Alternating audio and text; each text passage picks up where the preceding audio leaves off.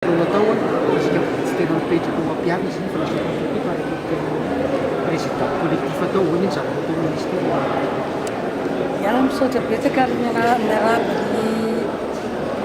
haino aman-jery moa zany amin'ny faritra dia indrindra koa amin'ny Madagasikara malagasy. Rehefa nisy ny teny tokoa teo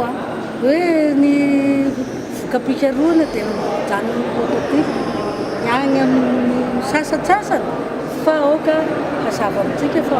misy kosa ny voka-pikaroana dia efa tena ampiarina. Raha tsy hitentsika raha ohatra ny amin'ny FIFA fantatrareo izany FIFA zany momba ny semence améliorée sy ny momba ny fambolena zany fa ny vokatry pikaroan'ny FIFA ataon'ireo mpikaroka amin'ny FIFA dia tena efa miatra efa ampiarina ny vahoaka. Zao dia efa misy an'ireny hoe semence résiliente izany hoe ilay mahataty soka moa zany ohatra ny antsika mahataty ny ohatra hoe ny vary ny masomboly mahataty n'ireny rano be na hoe tany be efa misy zany ary efa atao zany tonga dia miatra ny vahoaka rehefa ela ny antsika ny FIFA maro ny karazana na semence fantatritsika ny anarany izay FIFA namokatra azy. Manaraka izany koa raha ohatra tena mivavety amin'ny resaka vétérinaire zany amin'ny fanaovana vaksiny ny ao amin'ny fikarohana ara-tsiansy manao vaksiny mivavety no mamokatra sy mikaroka ny vaksiny omena ny mpamboly rehetra. Misy zany ministera mpampiasa ohatra ny amin'ny agriculture sy ny élevage dia misy izay mpampiasa ny voka-pikarohana izay avy amin'ny fikarohantsika ny pikarokantsika. Ohatra izay amin'ny ohatra koa amin'ny environnement amin'ny resaka environnement na amin'ny resaka jona misy voka-pikarohana amin'ireny trondro ohatra hoe nagrozety amin'ireny lopina azo amin'ny vokatra tsaratsara koa zany voka-pikarohana efa tena miatra zany fa misy kosa voka-pikarohana zany ohatra hoe ohatra fotony eo amin'ny générite satria amin'ilay mamokatra le ataontsika hoe matériel petite industrie ohatra zany hoe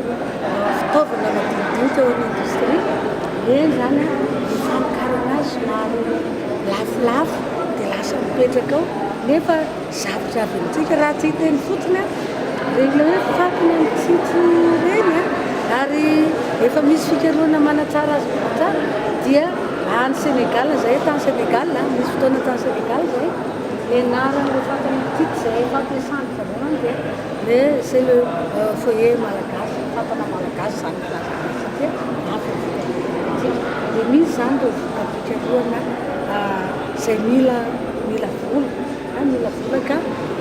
sarosarotra ny tena hoe hanao production agricole tsy maintsy misy partenaire zany antsoina amindreo amin'ny raha tsy teny koa amin'ilay voka-pikarohana amin'ny resaka pharmacopée na hoe ireo le